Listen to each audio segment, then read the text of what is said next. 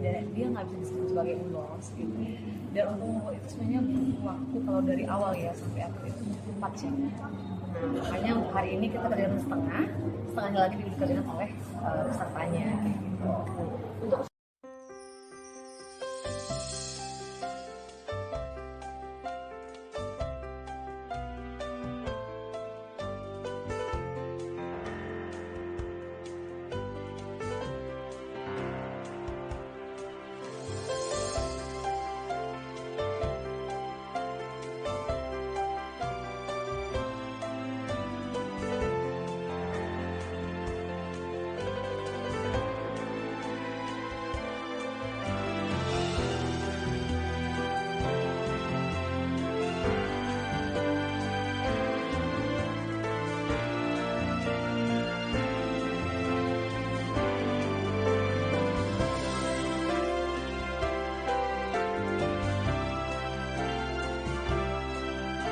dari asal daerah